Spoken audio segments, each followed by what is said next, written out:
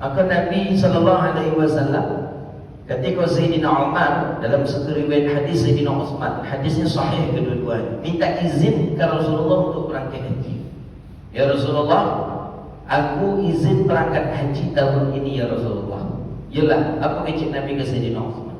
Utsman, la tansani fi du'aik. Utsman, jangan engkau lupakan aku dalam doa engkau.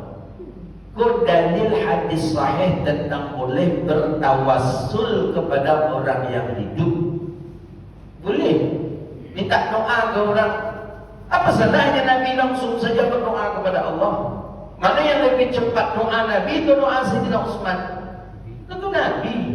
Nabi maqam Nabi lebih tinggi. Bisa saja Nabi langsung berdoa kepada Allah. Tapi tidak. Nabi ingin mengajarkan kepada umatnya ketika ada orang yang berangkat ke Mekah melaksanakan haji, minta doa ke itu. Itu yang diajarkan oleh orang tua-tua dulu. Kalau ada orang yang berangkat haji betul itu, oh sih ingin dulu gede-gede dulu. Lah kalau masih tuanya minggu besok ke berangkat ke tanah suci. Betul tak itu? Kejap mak kan jalan ada. Lupa sarung pula kami di situ. Himbau-himbau pula kami di situ. Maksudnya apa? Doa kan? Nabi lah mengajarkan la tansani fi du'aik. Jangan lupakan aku dalam doa engkau ya Utsman. Padahal Nabi bisa saja Nabi bermunajat kepada Allah. Tapi kenapa Nabi minta doa kepada Sayyidina Utsman? Nabi pertama ingin mengajarkan kepada umatnya titip doalah kepada orang yang berangkat haji. Kedua, Nabi mengajarkan kepada Sayyidina Utsman banyak tempat-tempat yang Allah kabulkan doa kita.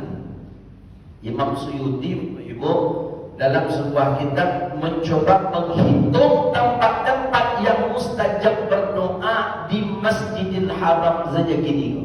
Masjidil Haram sekeliling itu saja ada 10 tempat mustajab berdoa. Kadang jemaah haji, jemaah umrah sepele saja kadang di 10 tempat. Padahal 10 tempat fastajaba lahu doa. 10 tempat yang dikabulkan doa. Mana 10 tempat? Kita cuba hitung. Pertama, di dalam Hijr Ismail. Dalam Hijr Ismail mustajab doa. Makanya orang batri, orang nak niat solat di masjid di dalam Hijr Ismail. Kenapa? Karena Hijr Ismail itulah samuju jawfal Ka'bah. Maka dikatakan man dakhalaha dakhalal Ka'bah. Orang yang masuk Hijr Ismail itu samujunya masuk Ka'bah. Makanya bagi orang yang tawaf tak boleh memegang pondasi Hijr Ismail, karena sama memegang Ka'bah. Sedangkan tawaf itu mesti di luar Ka'bah, namanya kita memutar. Apalagi kalau dapat pula di bawah cucuran hujan tu, yang cucuran emas rausan namanya. Di situ tu kalau kita mustahil berdoa kepada Allah, Allah kabulkan doa kita. Nah, itu rukun di situ dalam Hijr Ismail. Yang kedua di rukun Yamani. Makanya ketika itu kita cukup dengan mengangkat dengan membaca Bismillah Allahu Akbar. Antara rukun Yamani dengan Hajar Aswad, apa doa yang kita baca?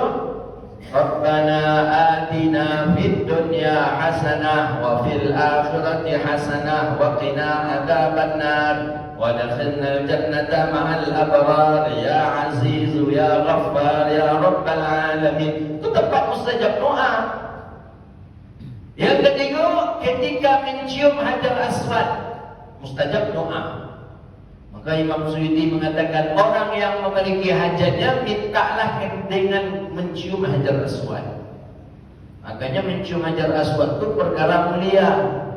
Perkara mulia. Nabi mencium Hajar Aswad. Ada yang mengatakan itu bukan karena Hajar Aswadnya mulia. Okeylah karena tidak mulianya Hajar Aswad, tapi setidaknya Hajar Aswad pernah dicium oleh Rasulullah SAW. 4. Yang disebut dengan multazam. Mana multazam? Multazam antara Hajar Aswad ke pintu Ka'bah. Itu mustajab doa di situ. Antara Hajar Aswad dengan pintu Ka'bah itu mustajab doa. Faltazamu, maka iltizamlah. Iltizam itu kalau bisa tempelkan dadu itu ke Ka'bah tadi. Antara Hajar Aswad dengan pintu Ka'bah namanya multazam. Kalau ingin coba praktekkan yang ke Makkah, ada hajat itu susah, berat mendapatkan itu, minta di Multazam. Allah bayar langsung, Allah beri hajat kita. Itu tempat mustajab, Multazam namanya. Kalau bikin itu Multazam itu dia pakai dia askari untuk bagan tuang, untuk maupun orang mencium hajar aswad tadi. Itu tempat mustajab. Kelima, Babul Ka'bah, pintu Ka'bah. Maka pintu Ka'bah dan itu tempat mustajab. Imam Suyuti mengatakan orang tak dari dulu sampai sekarang ketika punya hajat dia berhenti di pintu Ka'bah. Di pintu Ka'bah istijabah doa. Yang keenam, maqam Ibrahim. Ketika berada di maqam Ibrahim, mustajab doa. Yang ketujuh, inda bi'ri Zamzamin. Ketika berada di sumur Zamzam. Mana sumur Zamzam?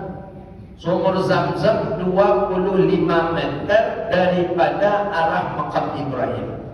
Kalau makam Ibrahim 25 meter ke arah daripada mirar yang hijau itu, di situ dulu ada namanya sumur Zamzam.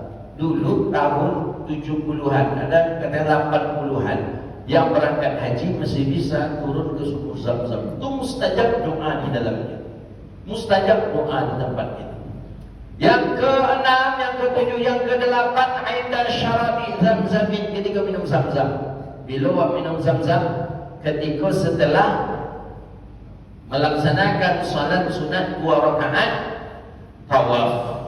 Sudah salat sunat 2 rakaat tawaf, minum Zamzam, melihat ke arah Ka'bah, itu Allah kabulkan doa kita. Allah kabulkan hajat kita. Maka Nabi katakan apa? Al-Zamzamu liman syuribalah. Zamzam itu bagi orang yang meminumnya. Apa maksudnya? Apa hajat kita minta dengan memakai Zamzam. Hadis dalam Sahih Muslim. Itu Nabi mengajarkan boleh kita bertawassul dengan zat. Zatnya itu air. Air itu adalah air Zamzam. Karena Zamzam air yang paling mulia di dunia.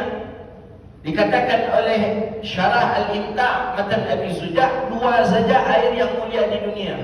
1 air Zamzam sebagaimana hadis dalam Sahih Muslim.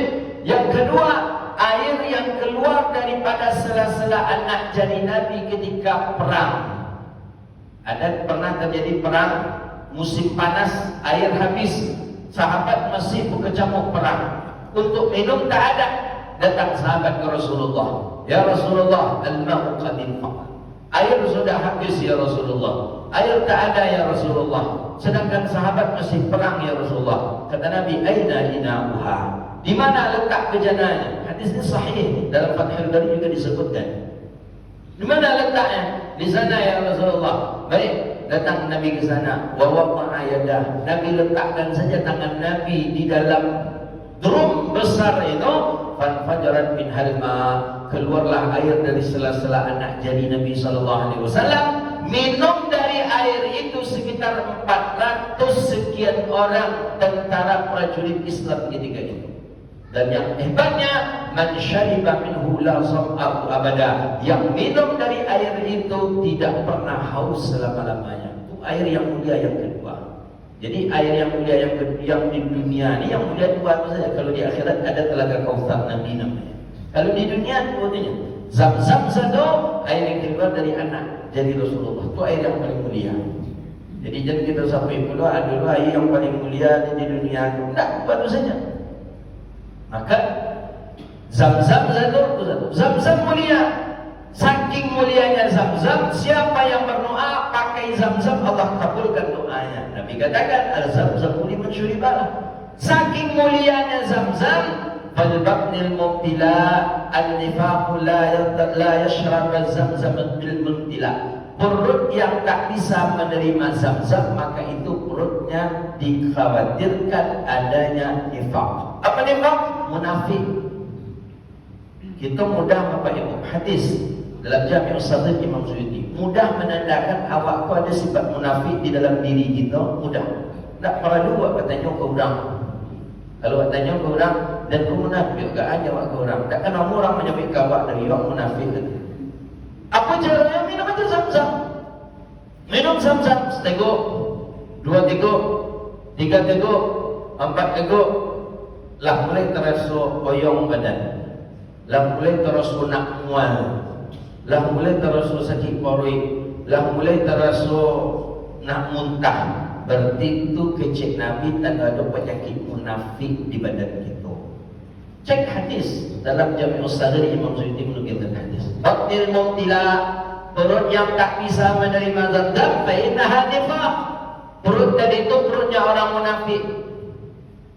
Maka kalau ada kita minum zam-zam, terasa sakit perut atau nak mual atau nak muntah, kontok aja lah, cerita dulu ke kawan lain. Kalau buat sampai dulu ke kawan sama punya munafik dan rupanya aku jawab ke kawan lain. Kadang ada jemaah haji yang mau umrah kita tak mengaji, tak mengerti, tak jawab dulu kawan. Ustaz, awak nak bisa minum zam-zam ke dan nyanyi. Apa tu? Setiap minum zam-zam ke nak muntah awak nyanyi. Nah, samunya menyampaikan kawan, Ustaz, ini penyakit munafik dan rupanya Ustaz. Jadi nak perlu awak menunjuk orang macam ganti maka menunjuk munafik tu. Tak usah awak menunjuk orang munafik. Ingin membuktikan diri awak munafik, indahnya minumannya zam-zam. Itu saking mulianya zam-zam. Tak bisa diterima oleh orang yang hatinya kotor, tak bisa diterima oleh hatinya musuh, tak bisa diterima oleh perangainya yang jahat. Itulah mulianya zam-zam. Al-ma'u zam-zam, zam-zamu liman syuribalah. Kan mulianya zam-zam. Nah, ketika minum zam-zam istijabah doa, Allah kabulkan doa. Maka hadis dalam Sahih Muslim itu al-zamzamu liman syuribalah. Hadis dalam Sahih Muslim. Maka dianjurkan kita dan Nabi baca doa ketika minum zam-zam. Allahumma inni as'aluka ilman nafi'a wa rizqan wasi'a wa shifaan min kulli da'in wa saqamin bi rahmatika ya arhamar rahimin. Itu kehebatan zam-zam. Yang ke-9 tempat mustajab doa ketika berada di Bukit Safa. Yang ke-10 mustajab doa ketika berada di Bukit Marwah. Di situ saja ada 10 tempat mustajab doa. Kira-kira di dunia tu di mana tempat dan 10 tu bisa mustajab doa? Dia ada tempat itu tu dia ada Kaabah, ada gambar Kaabah, ada di kita. Safa Marwah ada dia ada. Apa lagi? Makam Ibrahim tak ada. Hajar Aswad tak ada. Parfum yang ada parfum Hajar Aswad namanya. Dan maka itulah Nabi menitip doa kepada Sayyidina Utsman, la tansani fi du'aik Utsman, jangan engkau lupakan aku dalam doa kamu. Nah begitu. Baru 2 yang kita bahas. Jadi si fakir tadi mendengar penjelasan dari Nabi mengatakan jadi tidak ada bedanya gitu dengan orang kaya. Kayo sedekah jatuh, kita bisa sedekah dengan zikir. Orang kaya bisa berangkat haji ke Mekah, kita bisa mendapatkan pahala haji. Nah yang ketiga bahwa orang kaya bisa bangun masjid, kita pun kecil Nabi bisa membangun bahkan lebih dari 1000 masjid. Apa amalannya? Bagaimana cara Nabi mengajarkan ke sahabat? InsyaAllah nanti pada Isa akan kita lanjutkan kajian itu insyaAllah. Subhanakallahumma wa bihamdika asyhadu an la ilaha illa anta astaghfiruka wa atubu ilaik. Wa sallallahu ala sayyidina wa maulana Muhammadin wa ala alihi wa sahbihi ajma'in. Wassalamu alaikum warahmatullahi wabarakatuh.